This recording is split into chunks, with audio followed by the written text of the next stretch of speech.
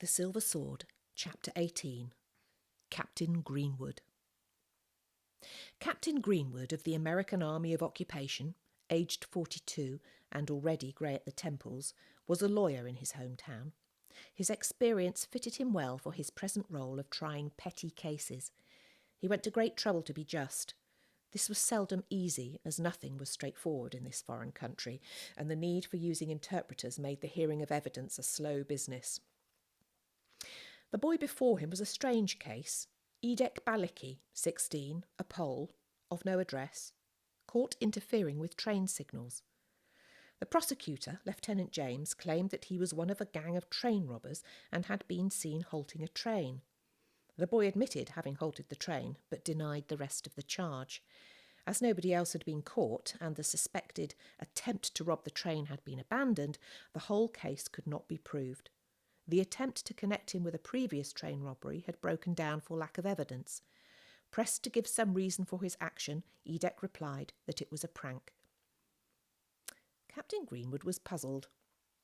The boy was obviously ill and did not look the sort to delight in pranks of that nature. Moreover, his refusal to have anyone to defend him did not make matters any easier. There was a sudden stir at the back of the court, and a corporal came forward with a message for the judge. After a few moments of whispered conversation, Captain Greenwood said, "Sure, if they can help us, show them in." Ruth, Jan and Bronya were shown in and made to stand beside Idek. Bronya was holding Ruth's hand and grinning happily. Jan was biting his lip. His eyes were defiant. "There's been a mistake and I've come to explain," said Ruth in Polish. "This is Jan.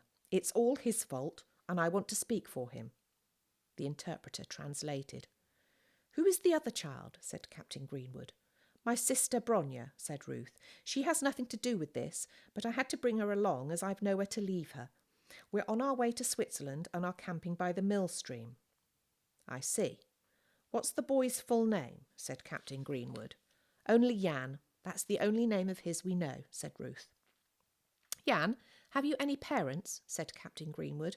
"The grey cat and Jimpy, but they're dead, and Ruth's my mother now," said Jan sullenly. Captain Greenwood could make nothing of this.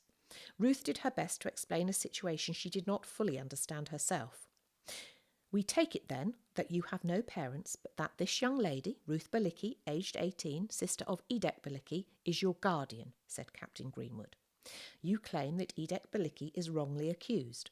Lieutenant James here will read the charge and it will be translated for you. Listen carefully, Jan, then answer our questions." The charge of halting the train and attempted robbery were read, and the prisoner was asked, "Guilty or not guilty?" Jan's answer was to make a bolt for the door, where 2 guards seized him and brought him back, kicking and biting. The judge spoke severely, but without effect. He turned to Ruth. "Have you any control over the boy?"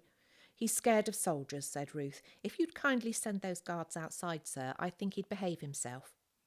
Captain Greenwood gasped. This was not a request that he had met with before. But one glance at the struggle in front of him convinced him that extraordinary measures were justifiable.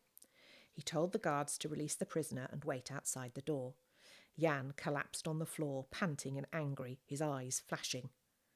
Captain Greenwood waited for him to calm down and then asked him to stand up. To his surprise, the boy obeyed. "We are here to know the truth," he said, abandoning all formality. "Now, Jan, will you tell us in your own words what happened?" Jan looked round the court suspiciously. Except for the lieutenant and the judge, there were no soldiers there, only the interpreter, a civilian, Idek, Bronya and Ruth. This gave him some of the confidence he needed. He looked at Ruth. She smiled at him, but if her smile was an encouragement to him to speak out, her words were a warning. "Jan, no hanky-panky," she said. "If you try that, you know what you'll get." Jan tried to see what she was holding behind her back, but he had to guess. With lowered eyes, he addressed the judge. "It's not Idek's fault. I changed the signal and he came to stop me. I ran away and he was caught. He needn't have been caught, but he's very stupid for a boy of his age. He makes a mess of everything." "What made you want to stop the train?" said Captain Greenwood. "The food trucks." "You were going to raid them yourself?" "No." "You were one of a gang?" "Yes." "Was Idek Balicki a member?" "No, he had nothing to do with the business." "Who are the others?" You mean the train robbers? I never met any of them, and I don't know anything about them. If I did, I wouldn't tell. Those soldiers outside can go and sniff them out. Ruth produced a stick from behind her back and gave Jan a good clout with it on the rear. That's for being rude, she said. The clout had the desired effect, and he apologised. Captain Greenwood asked Lieutenant James, who had been prosecuting Edek, if he wished to cross-examine Jan. With a self-important flourish of his papers, the lieutenant said that he did. He clearly thought that Captain Greenwood was taking too much upon himself. He had never cared for his superior's informal ways. Clearing his throat a trifle too loudly, he leaned towards Jan. What did this gang pay you for your services? Nothing. You ask me to believe that you undertook this dangerous task for nothing? Of course. There was nothing to give me. The train wasn't robbed. But the other times... Jan bit his lip. In his unusual role of honesty, he had let his tongue run away with him. Would you explain what you mean by the other times? Said Lieutenant James. They gave me a share of the food they took. Jolly good stuff it was.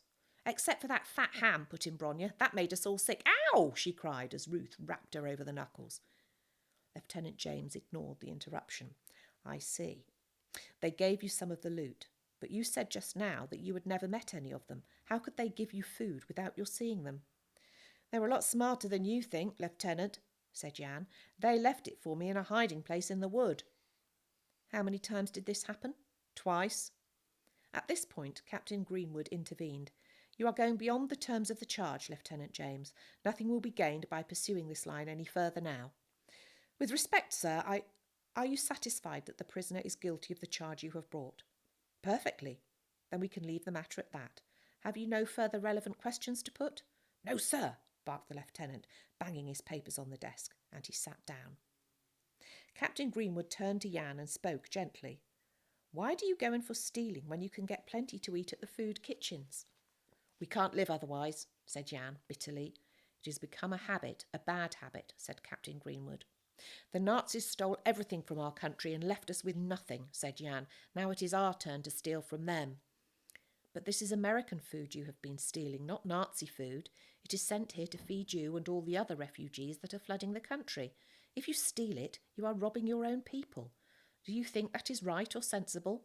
I want to feed Ruth and Bronya and Edek, said Jan fiercely, and the captain's unexpected gentleness brought the tears rolling down his cheeks. Edek is ill and we are all hungry. I shall always steal if they are hungry. Do they steal? No, they're not as clever as I am, but everybody else does, even the Americans. They take cameras and glasses from the Germans. There's 100 cases of wine in your canteen, all stolen, and I know where they got it from. Those are not proper observations, said Captain Greenwood. It won't help your case to bandy wild accusations of that sort. If there's any truth in them, they'll be brought to my notice and dealt with in the correct way. Ruth slipped an arm around Jan's shoulders and whispered something as he fought to choke back the sobs. Jan fumbled for an apology.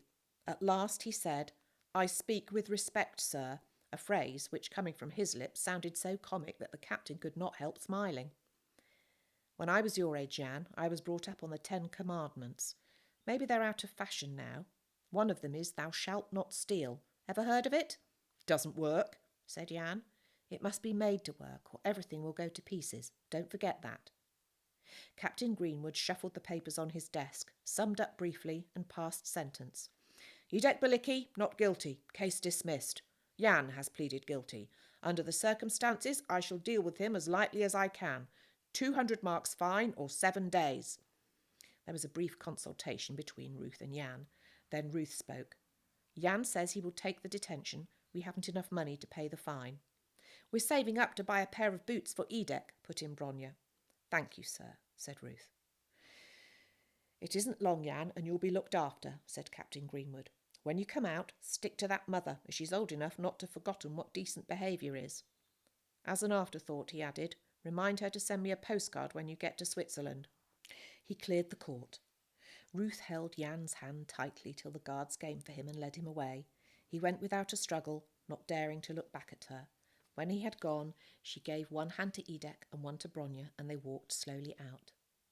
Alone in the courtroom, with a sigh, Captain Greenwood turned over his notes of the morning's cases, ready to draw up reports for his senior officer. 3 cases of theft, 2 of failure to observe curfew, an old man accused of concealing a stormtrooper in his house, and lastly Jan's case. It troubled him more than all the other cases put together. As he reflected on the punishment he had given the boy, he realised that for all his noble intentions, he had only been scratching on the surface of a problem he could not begin to solve. A week's detention would not prevent Jan from stealing again. Could Ruth prevent him? She was a remarkable girl, and if anyone could help him, it was she. But after 5 years of war and twisted living, such cases were too often beyond remedy.